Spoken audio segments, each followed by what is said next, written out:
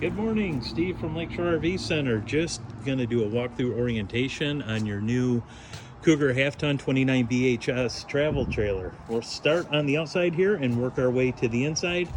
If you have any questions or if I miss anything, feel free to give me a call at 231-736-9162.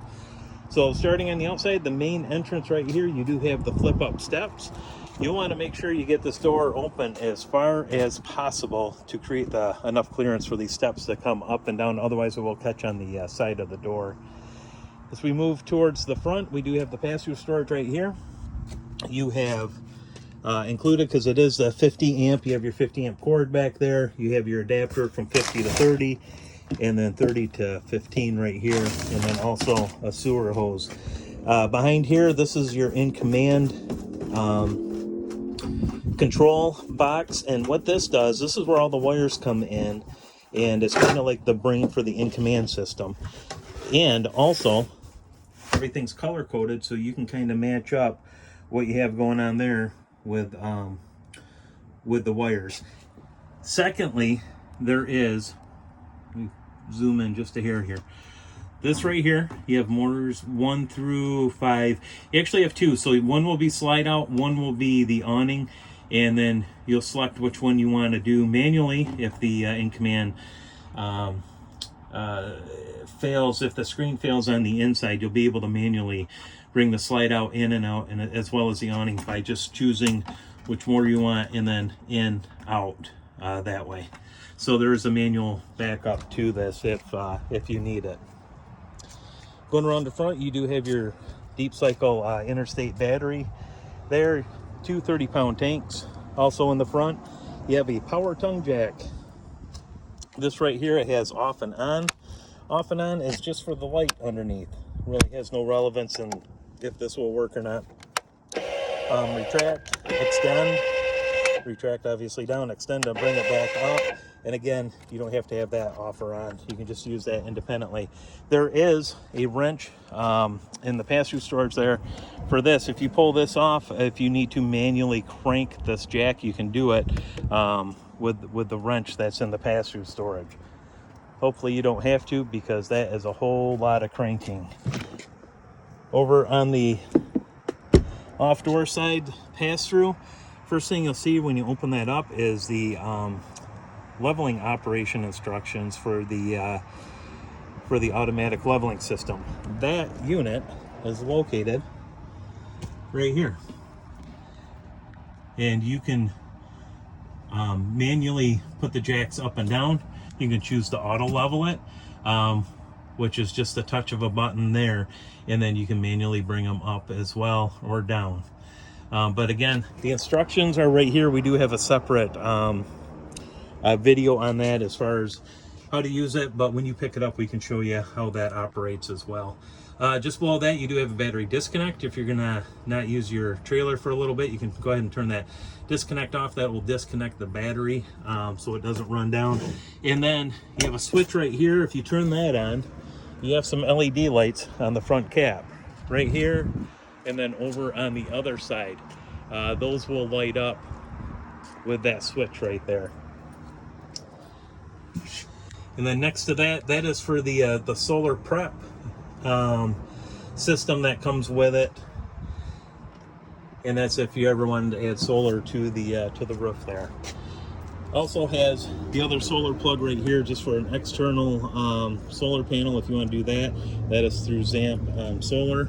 Your docking station, this is going to be where you're going to fill your fresh water tank. You can see right here the instructions if you're going to fill the tank. Is right there, or city water. That's this lever right here. So tank fill, it's going to divert everything to the tank. Push it down, city water, that will pressurize the system. So if you want to fill the tank, just up like that. If you want to just hook the hose up and pressurize the system, that right there. Your outside showers right here, that is that blue coil hose right there. It'll plug in into the fitting, and you can use any kind of garden hose attachment on the end of that. Just underneath, you do have your black tank flush. Hook a hose up there. That will jet out the black tank. You want to make sure when you do that the valve for the black tank is open, so you don't overflow the black tank and it comes out through the toilet. So make sure that's open. there is a little caution right there telling you basically the same thing I just said. Next to that, you have your hot water heater. That is gas electric. That's controlled from the inside. I will show you how that operates. And then as we move to the back here, you do have your 50 amp plug, and that is detachable. I showed you that. That's in the pass-through storage. And then you do have a ladder on this, full walkable roof. If you want to get up there and do maintenance on the roof, you can certainly go right up the ladder there. Down on the bottom, you do have a 2-inch receiver hitch. That is for, if you want to put a bike rack or something back there. 300-pound capacity on that. That's actually marked with the little caution sign. And then above that, you do have the Furrion camera prep right there. So if you wanted to use a backup camera or observation camera, it would go right there, and that's set up for the Furrion brand.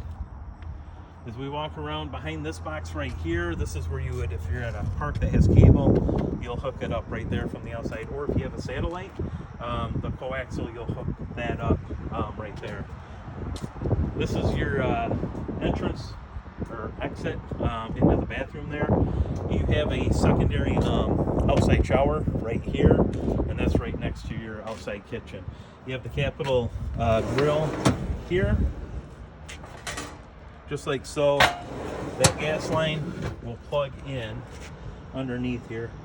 You can see right where the plug is, where that'll plug into the main gas line.